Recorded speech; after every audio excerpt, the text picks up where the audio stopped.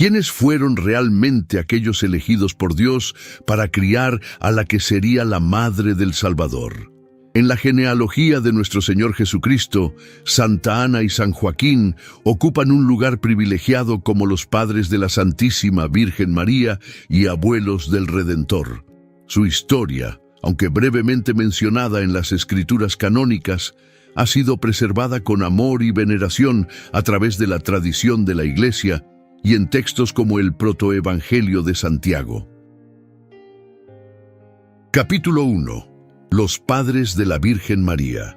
En las tierras de Judea, durante los últimos años del reinado de Herodes el Grande, vivía un matrimonio de ancianos cuya historia cambiaría el curso de la humanidad. Ana y Joaquín caminaban por las calles de Jerusalén como dos figuras más entre la multitud, sin que nadie pudiera imaginar que su linaje daría fruto al vientre que acogería al Hijo de Dios. Las mañanas en su hogar comenzaban con la oración, sus labios murmurando las antiguas alabanzas de David, mientras la luz dorada iluminaba los pergaminos sagrados que guardaban con reverencia. Sus manos, ya marcadas por el paso del tiempo, se movían con destreza en las tareas cotidianas, mientras sus corazones permanecían elevados en constante comunicación con el Altísimo. No eran sacerdotes ni profetas, pero su vida entera era una silenciosa liturgia de fidelidad. Los vecinos respetaban a esta pareja por su rectitud y generosidad. Joaquín nunca cerraba su puerta al necesitado, y Ana compartía siempre el pan de su mesa con las viudas y huérfanos. Sin embargo, tras la sonrisa amable con que saludaban a todos, se escondía un profundo dolor. No habían sido bendecidos con descendencia. En una sociedad donde los hijos eran considerados la mayor riqueza y señal del favor divino, este vacío pesaba sobre ellos como una silenciosa cruz. A pesar de esta prueba, que muchos interpretaban como un castigo celestial, Ana y Joaquín no se dejaban vencer por la amargura. Cada festividad acudían fielmente al templo con sus ofrendas, soportando las miradas de compasión o desprecio. Su fe permanecía intacta como una lámpara que no se apaga ni en la más oscura tormenta. Algo en su interior les decía que Dios aún no había pronunciado su última palabra sobre sus vidas. En aquellos tiempos, un aire de expectación flotaba sobre Israel. Las antiguas profecías sobre el Mesías resonaban con nueva fuerza entre los piadosos. Algunos miraban al cielo buscando señales, otros escudriñaban los textos sagrados. Nadie podía imaginar que el plan divino comenzaría a manifestarse no en el palacio de un rey ni en las cámaras del templo, sino en el seno de un matrimonio anciano que había aprendido a esperar contra toda esperanza. Capítulo 2. Orígenes y linaje. San Joaquín provenía de la casa de David, del linaje real al que pertenecerían el Mesías según las profecías. Los relatos tradicionales indican que era oriundo de Nazaret, hombre justo y temeroso de Dios. En su sangre corría la herencia de los patriarcas y reyes de Israel, aunque para su tiempo esta noble descendencia ya no ostentaba poder terrenal, sino la riqueza de la promesa mesiánica. Santa Ana, por su parte, era hija de Matán, de la tribu de Leví, familia sacerdotal de Israel. Nacida en Belén, creció en un hogar donde se respiraba la fidelidad a la alianza y el conocimiento de las Escrituras.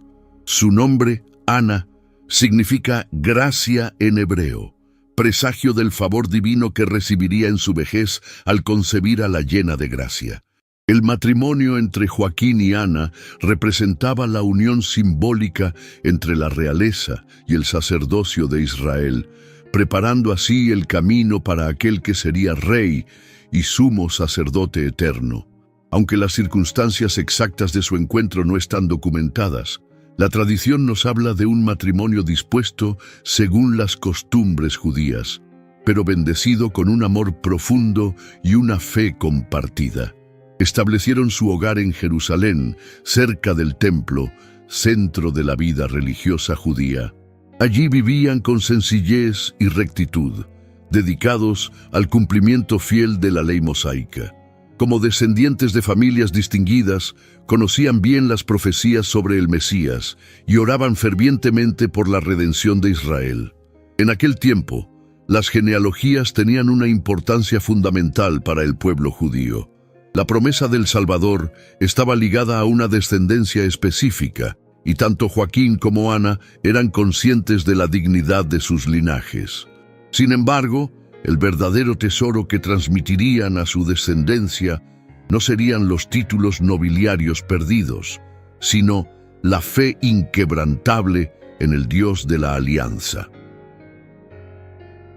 Capítulo 3. La prueba de la esterilidad. 20 años habían transcurrido desde las nupcias de Joaquín y Ana sin que la bendición de la descendencia llegara a su hogar. En el Israel antiguo, la esterilidad no era solo una pena personal, sino también un estigma social, interpretado a menudo como un signo del disfavor divino. Para una familia piadosa como la de Joaquín y Ana, esta prueba resultaba especialmente dolorosa.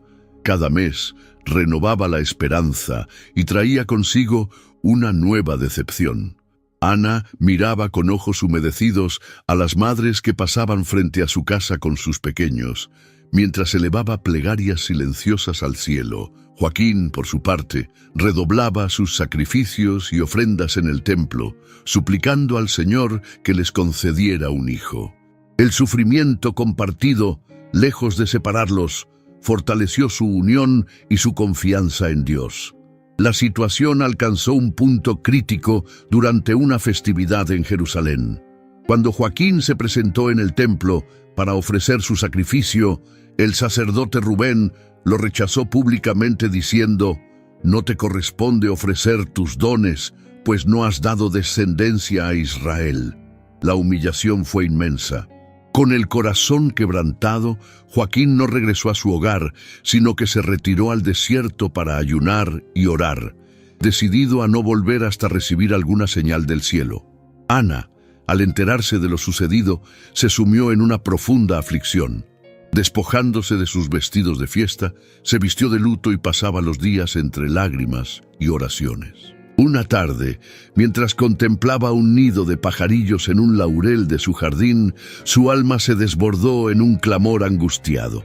«Señor Dios Todopoderoso, tú que das hijos a todas las criaturas, a las bestias, a las serpientes, a los peces y a las aves, ¿por qué me has excluido de tus dones?» A pesar del dolor y la incomprensión, ni Joaquín ni Ana cayeron en la desesperación o el reproche contra Dios. Su fe se purificaba en el crisol del sufrimiento, preparándose para recibir un don que superaría todas sus expectativas. En su perseverancia, se convierten en ejemplo para todos los que atraviesan el desierto de la espera aparentemente estéril, enseñándonos que Dios escribe derecho en los renglones torcidos de nuestra vida. Capítulo 4. La promesa divina.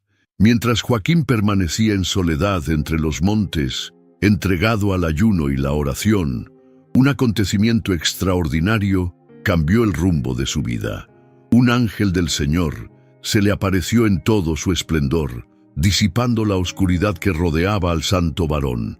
«Joaquín, Joaquín», dijo el mensajero celestial, «el Señor ha escuchado tu oración. Tu esposa Ana concebirá y dará a luz, y su descendencia será celebrada en todo el mundo. Como señal de la veracidad de mis palabras, dirígete a la puerta dorada de Jerusalén, donde encontrarás a tu esposa, a quien le ha sido anunciada la misma promesa».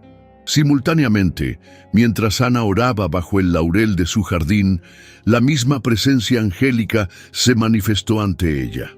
«Ana, el Señor ha escuchado tu clamor, concebirás y darás a luz, y tu descendencia será conocida en toda la tierra. Ve a la puerta dorada, donde encontrarás a tu esposo Joaquín, pues Dios ha tenido misericordia de vosotros». Ana, sobrecogida por la visión, Prometió al Señor que si le concedía un hijo, lo consagraría a su servicio todos los días de su vida. La noticia llenó de júbilo y asombro a los santos esposos. Joaquín, con renovado vigor a pesar de su edad avanzada, descendió presuroso de los montes hacia Jerusalén.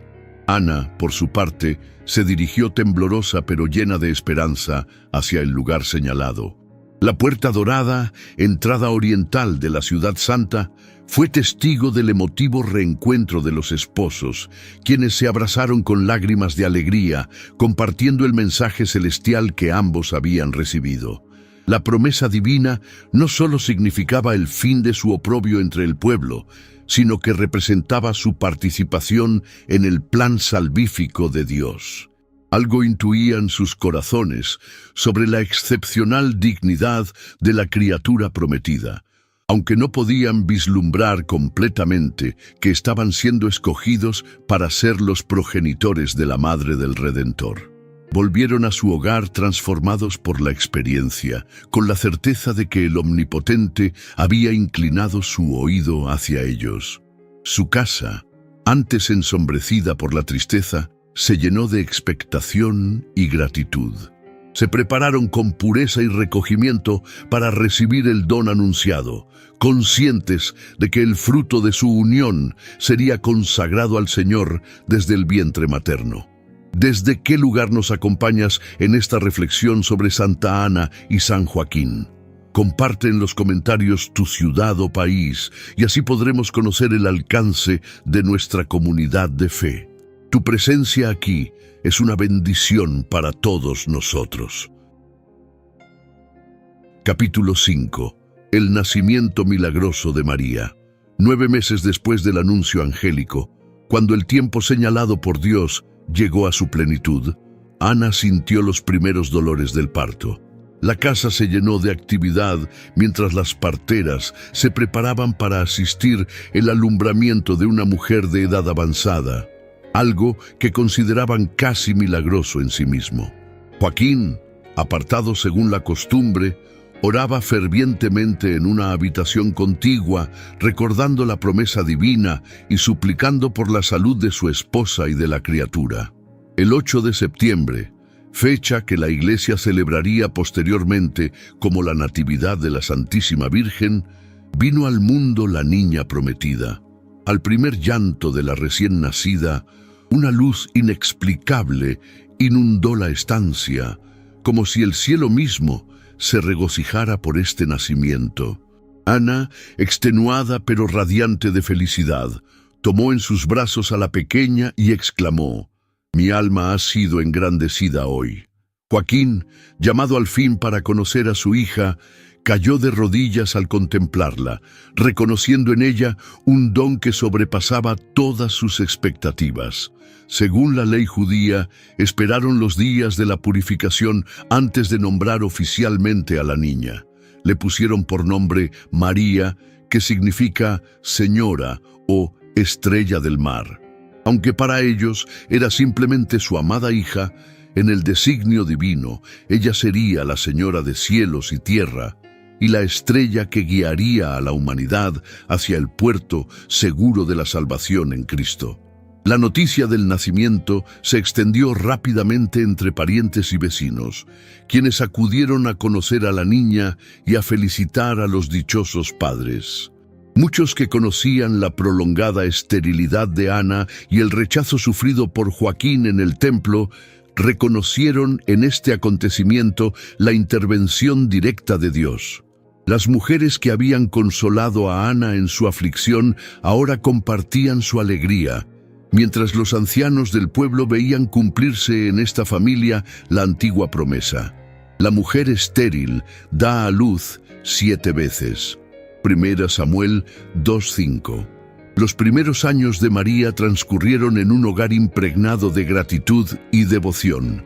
Ana y Joaquín, conscientes del origen milagroso de su hija y del voto de consagrarla al servicio divino, la criaron con extraordinario cuidado y amor.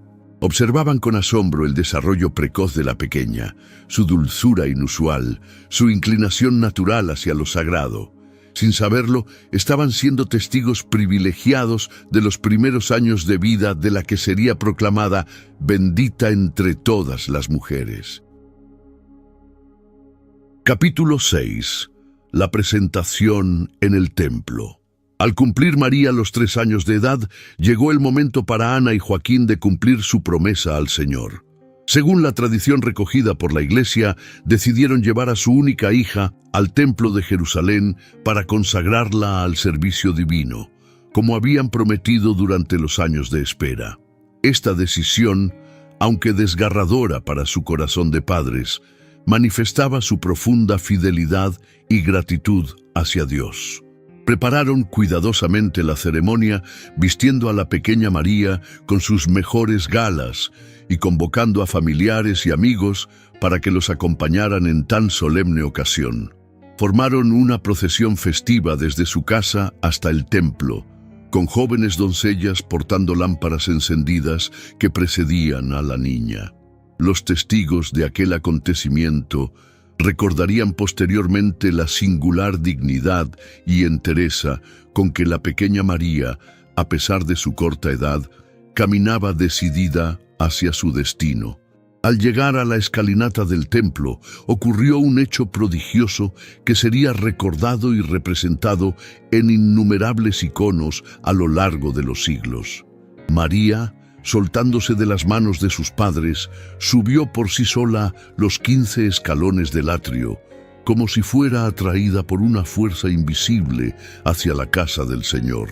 El sumo sacerdote Zacarías, inspirado por Dios, salió a su encuentro y, reconociendo algo extraordinario en aquella niña, hizo algo sin precedentes. La condujo hasta el Santo de los Santos, lugar donde solo él podía entrar una vez al año. Para Ana y Joaquín, aquel momento fue a la vez culminación y despedida. Con lágrimas en los ojos, pero paz en el corazón, entregaron a su preciosa hija al servicio del templo, donde viviría junto a otras jóvenes dedicadas a la oración y al trabajo manual. «Señor, hoy te devolvemos lo que nos diste», oraba Ana mientras veía a María desaparecer tras los velos del santuario.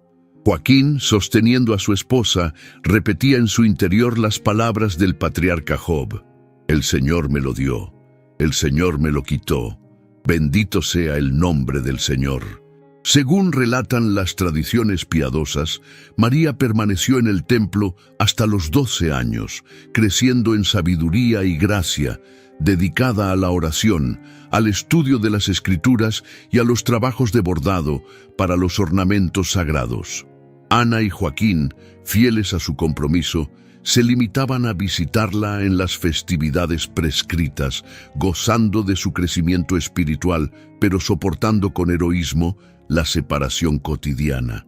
Este episodio de la vida de los santos esposos nos enseña el valor de la fidelidad a las promesas hechas a Dios y la generosidad de quienes son capaces de desprenderse de lo más querido cuando el Señor lo pide. Su ejemplo ilumina a los padres cristianos que ofrecen sus hijos al servicio de la Iglesia y a todos los fieles llamados a poner a Dios por encima de los afectos más legítimos. Capítulo 7. La educación de María. Durante los primeros 3 años de vida de María, antes de su presentación en el templo, Ana y Joaquín se dedicaron con esmero a formar el corazón y la mente de su hija. En aquel hogar bendecido por Dios, la pequeña recibió las primeras enseñanzas sobre la fe de Israel y aprendió a pronunciar las oraciones tradicionales de su pueblo. Ana, como madre atenta, le transmitía los conocimientos propios de las mujeres judías, las labores domésticas, el arte del hilado y el tejido, y sobre todo, el amor a las sagradas escrituras. Joaquín, por su parte, cumplía el papel de todo padre israelita, introduciendo a la niña en la historia sagrada de la salvación. Con paciencia y sabiduría, le narraba las grandes gestas de Dios con su pueblo, la creación del mundo, el llamado de Abraham, la liberación de Egipto, la alianza del Sinaí. En las noches, sentada sobre las rodillas de su padre, María escuchaba con atención sobrenatural estas historias que preparaban su corazón para comprender y aceptar el papel que ella misma desempeñaría en la historia de la redención. Estos primeros años fueron fundamentales en la formación de la futura Madre de Dios. De Ana heredó la piedad profunda, la humildad serena y la laboriosidad silenciosa que caracterizarían toda su vida. De Joaquín aprendió la justicia, la fidelidad a la palabra dada y la confianza inquebrantable en las promesas divinas. Ambos padres, sin saberlo, estaban moldeando el corazón inmaculado que un día pronunciaría el fiat que cambiaría la historia humana. Al ser presentada en el templo, María continuó su educación bajo la guía de los sacerdotes y de las mujeres dedicadas al servicio del santuario. Allí profundizó en el conocimiento de la Torá, perfeccionó sus habilidades en el bordado sagrado y desarrolló una vida de oración extraordinaria. Los relatos apócrifos nos hablan de cómo los ángeles la visitaban y le traían alimento celestial, símbolos de la gracia especial que la preparaba para su misión futura. Aunque separados físicamente de su hija, Ana y Joaquín seguían ejerciendo su influencia espiritual a través de sus visitas periódicas y de las cartas que le enviaban. La unión de corazones entre padres e hija trascendía la distancia física, creando un vínculo espiritual que ni siquiera la muerte podría romper.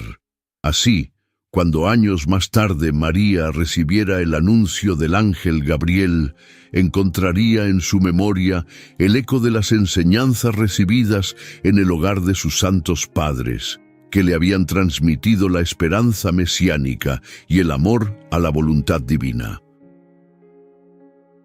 Capítulo 8. La vida familiar en Nazaret.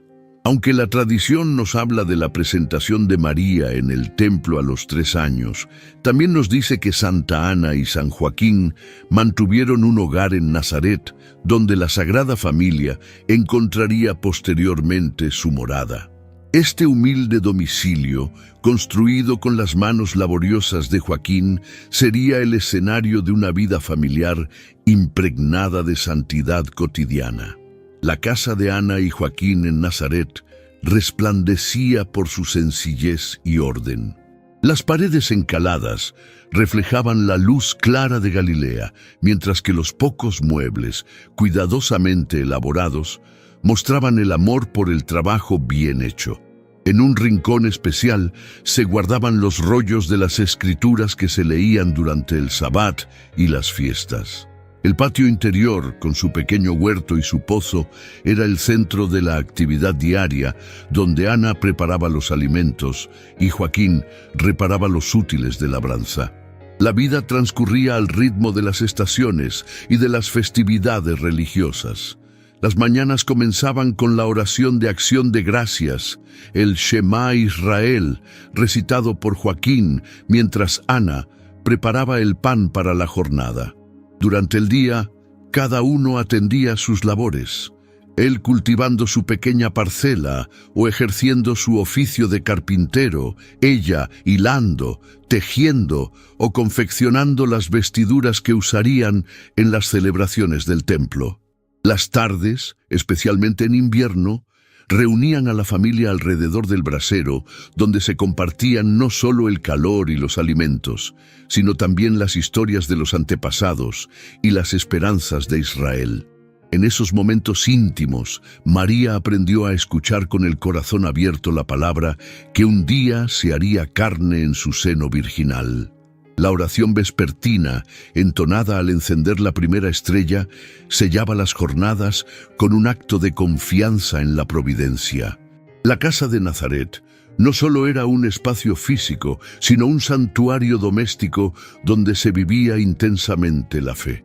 Allí se celebraban con especial devoción las fiestas prescritas por la ley, la Pascua con su cena ritual, Pentecostés con la ofrenda de las primicias, la fiesta de los tabernáculos con su recuerdo de la travesía del desierto. cada celebración era ocasión para transmitir a María el sentido profundo de la historia sagrada y para fortalecer la esperanza en las promesas divinas.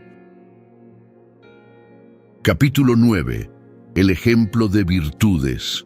La santidad de Ana y Joaquín no se manifestaba en hechos prodigiosos o en revelaciones extraordinarias, sino en el ejercicio constante de las virtudes cotidianas. Su hogar era escuela de perfección cristiana, donde cada gesto, cada palabra, cada silencio estaba impregnado del amor a Dios y al prójimo. La fe ardiente brillaba como cualidad primordial en estos santos esposos. Una fe probada en el crisol del sufrimiento durante los años de esterilidad y confirmada en la alegría del don recibido. Joaquín creía firmemente en las promesas divinas hechas a Abraham y a David, de cuyo linaje se enorgullecía sin vanidad. Ana, por su parte, vivía anclada en la certeza de que Dios es fiel a su alianza y no abandona a quienes confían en Él. Esta fe inquebrantable fue el mejor legado que transmitieron a su hija María, quien un día pronunciaría el fiat más importante de la historia humana. La esperanza sostenía sus corazones en medio de las pruebas. Durante los largos años de espera, nunca cayeron en la desesperación ni en la amargura. Y cuando al fin recibieron el don de la maternidad y la paternidad, su esperanza se transformó en vigilante expectación de las promesas mesiánicas. Intuían, sin comprender plenamente, que su hija desempeñaría un papel especial en la historia de la salvación, y aguardaban con paciencia el cumplimiento de los designios divinos. La caridad era el sello distintivo de su hogar. Abiertos a las necesidades de sus vecinos, compartían generosamente los frutos de su trabajo y acogían con especial solicitud a los más desfavorecidos. Las tradiciones piadosas nos hablan de cómo Joaquín dividía sus bienes en 3 partes, una para el templo, otra para los pobres y la tercera para el sustento familiar. Este espíritu de desprendimiento y generosidad preparó el corazón de María para ser la madre de aquel que se entregaría totalmente por la salvación del mundo. La humildad brillaba en Ana y Joaquín como virtud fundamental. A pesar de su noble linaje davídico, vivían con sencillez, lejos de toda pretensión mundana. Aceptaron con mansedumbre tanto la humillación de la esterilidad como los honores del favor divino. Nunca se vanagloriaron de ser los padres de una hija excepcional, sino que reconocían en ella un don inmerecido de la misericordia de Dios. Esta humildad genuina permitió a María proclamar más tarde: «Ha mirado la humildad de su sierva». La pureza de corazón y de cuerpo, virtud resplandeciente en el matrimonio de Ana y Joaquín, creó el ambiente propicio donde floreció el lirio inmaculado de María. Aún en la intimidad conyugal, vivían con el respeto sagrado hacia el misterio de la vida y con la conciencia de ser colaboradores de Dios en la obra de la creación.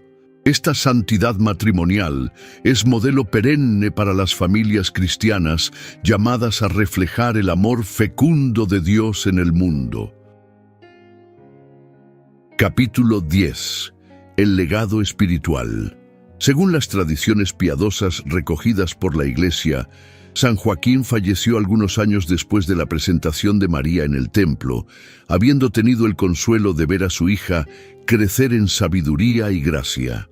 Santa Ana le sobrevivió algunos años más, siendo testigo privilegiado del desposorio de María con San José y posiblemente de la Anunciación, aunque probablemente partió a la casa del Padre antes del nacimiento de Jesús. La partida terrenal de estos santos esposos no significó, sin embargo, el fin de su influencia en la historia de la salvación. Su legado espiritual perduró primeramente en el corazón de su hija María, quien atesoró las enseñanzas y el ejemplo recibidos y los transmitió luego a su Hijo Jesús en su dimensión humana. Los valores aprendidos en el hogar de Nazaret, la fidelidad a la ley, la confianza en las promesas divinas, la sencillez de corazón, resonarían más tarde en las parábolas y enseñanzas del Maestro.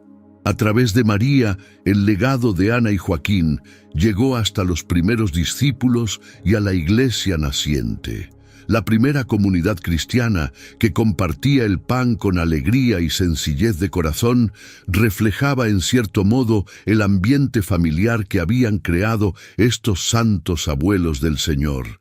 Los apóstoles, instruidos por María sobre la infancia de Jesús, conocieron sin duda las historias de Ana y Joaquín que ella recordaba con veneración filial. Con el paso de los siglos, su memoria fue guardada con especial cariño por los fieles. En Oriente, ya desde el siglo VI, se les tributaba culto litúrgico. La iglesia de Santa Ana en Jerusalén, construida sobre lo que la tradición identifica como el lugar de su nacimiento, se convirtió en centro de peregrinación. En Occidente, su devoción se extendió más tardíamente, pero con igual fervor, especialmente a partir del siglo XII, cuando las reliquias de Santa Ana fueron llevadas a distintas regiones europeas. El legado espiritual de Ana y Joaquín continúa vivo en la iglesia de nuestros días. Son patronos de los matrimonios que anhelan descendencia, de los abuelos que transmiten la fe a sus nietos, de quienes esperan contra toda esperanza el cumplimiento de las promesas divinas. Su intercesión es invocada especialmente por las madres gestantes y por las familias que desean criar a sus hijos en la fe católica. En un mundo que a menudo olvida el valor de la familia como santuario de vida y escuela de virtudes, estos santos esposos nos recuerdan que la santidad florece en lo cotidiano del hogar y que las semillas de la fe, sembradas en la infancia, producen frutos de vida eterna. Capítulo 11. La veneración a través de los siglos. El culto a Santa Ana y San Joaquín, como tantas devociones en la Iglesia, surgió primero del sentir espontáneo de los fieles antes de ser oficialmente reconocido por la autoridad eclesiástica. Fue en Oriente, cuna del cristianismo, donde primero se veneró la memoria de los padres de la Virgen María. Ya en el siglo VI, el emperador Justiniano I mandó construir en Constantinopla una iglesia dedicada a Santa Ana. Los primeros testimonios escritos sobre su devoción los encontramos en los textos apócrifos como el Protoevangelio de Santiago y el Evangelio del Pseudo Mateo, que si bien no forman parte del canon bíblico, recogen tradiciones antiguas valoradas por su contenido espiritual. Estos relatos, leídos con discernimiento por los santos padres, alimentaron la piedad popular y la iconografía cristiana. En la Iglesia oriental, la veneración a Santa Ana alcanzó gran esplendor.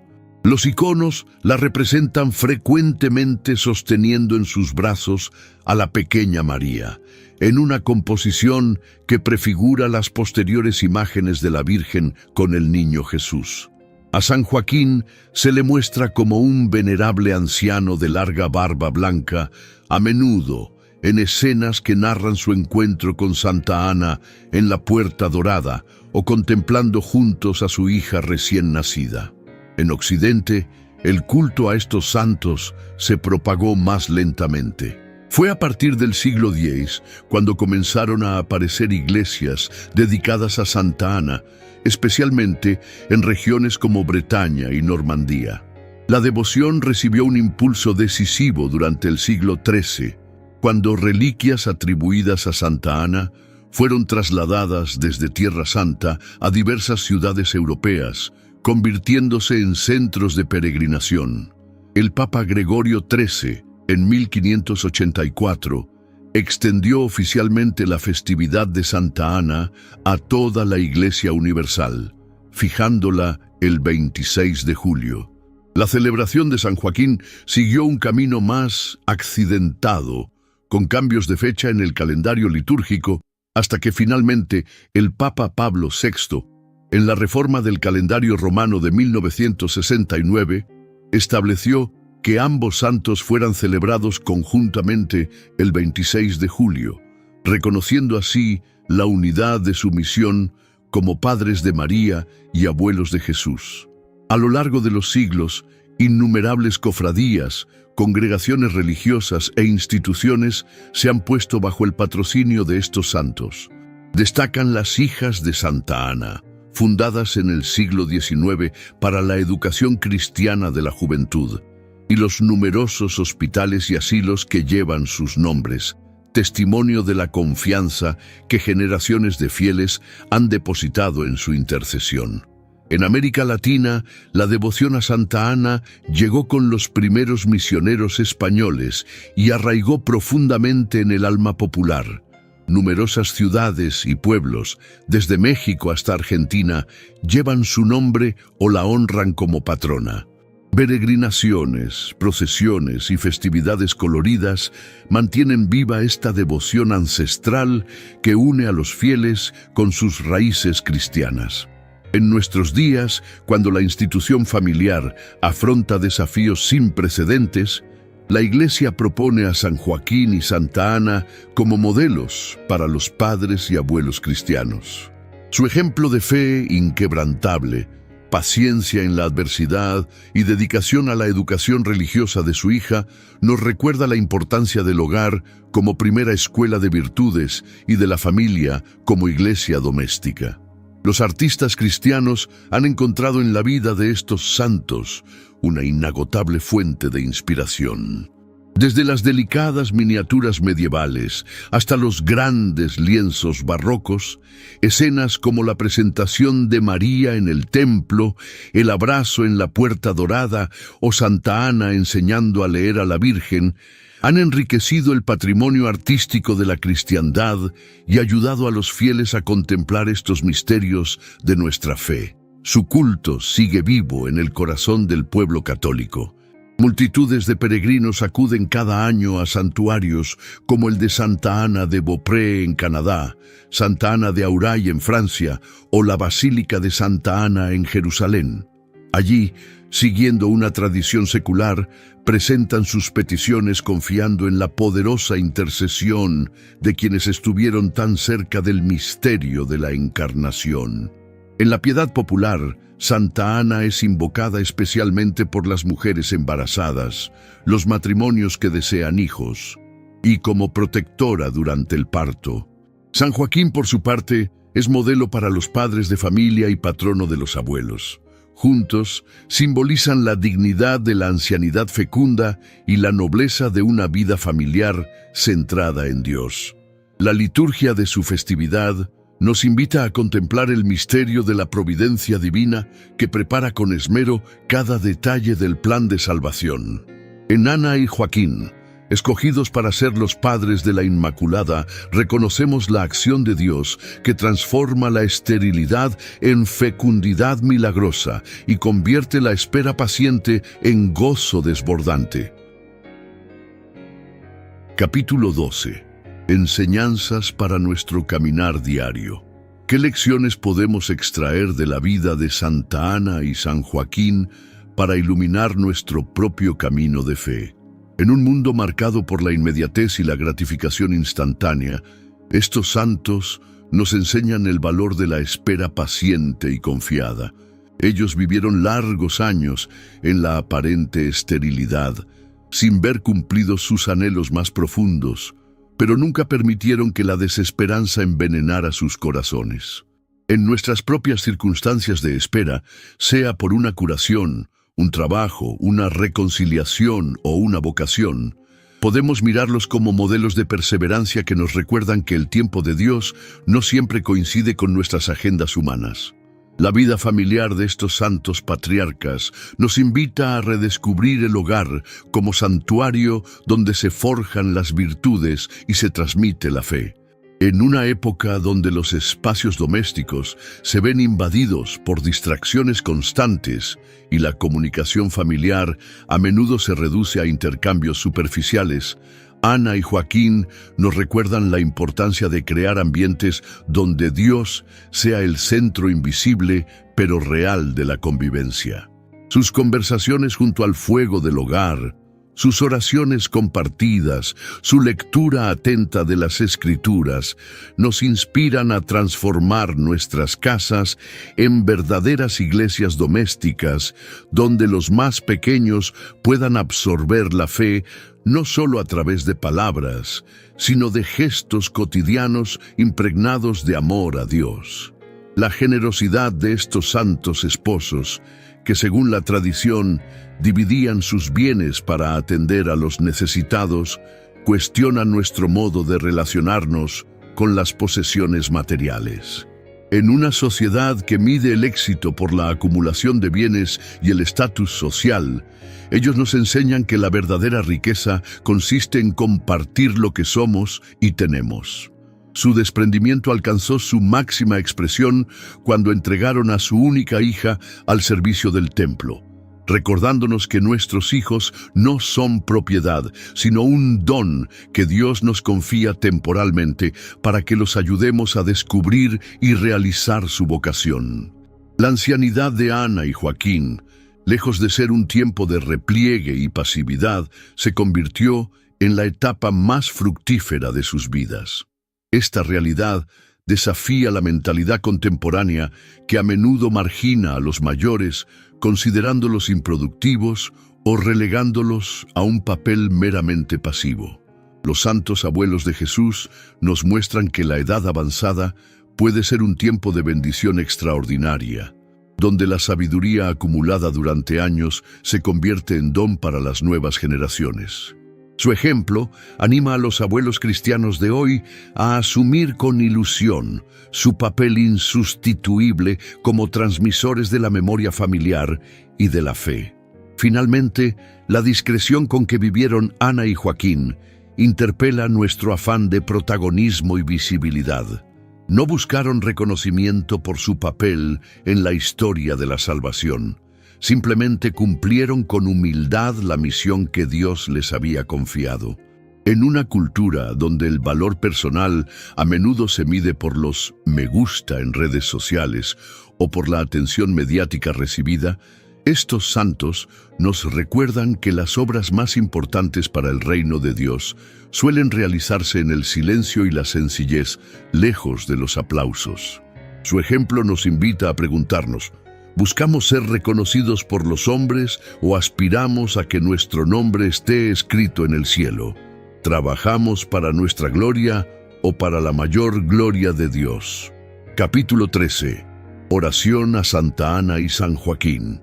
Gloriosísimos San Joaquín y Santa Ana, padres dignísimos de María Santísima y abuelos venerables de nuestro Señor Jesucristo, nos postramos con humildad ante vuestro recuerdo sagrado, reconociendo los dones extraordinarios que el Altísimo os concedió al elegiros para tan sublime ministerio.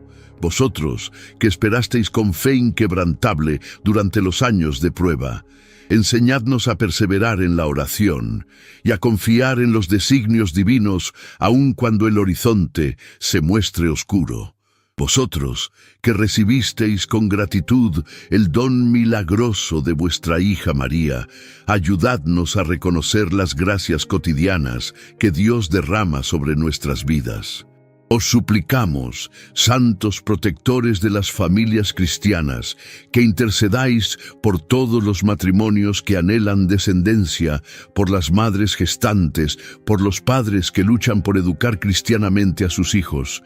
Velad especialmente por los abuelos, para que como vosotros sepan transmitir el tesoro de la fe a las nuevas generaciones. Por vuestra mediación, pedimos al Señor la gracia de formar hogares donde reine la caridad, la pureza y el amor a la voluntad divina. Hogares donde los niños crezcan en sabiduría y gracia, como creció María, bajo vuestra tutela amorosa. Obtenednos, santos padres de la Inmaculada, un amor filial y confiado hacia la Santísima Virgen, vuestra hija, y una devoción ardiente hacia Jesucristo, vuestro nieto según la carne, para que después de haber imitado vuestras virtudes en esta vida, merezcamos compartir con vosotros la gloria eterna. Amén. Si has llegado hasta aquí, no te olvides de dar el siguiente paso. Descubre más historias inspiradoras en el ebook que preparamos con tanto cariño sobre la vida de los santos. El enlace está en el comentario fijado, no te lo pierdas.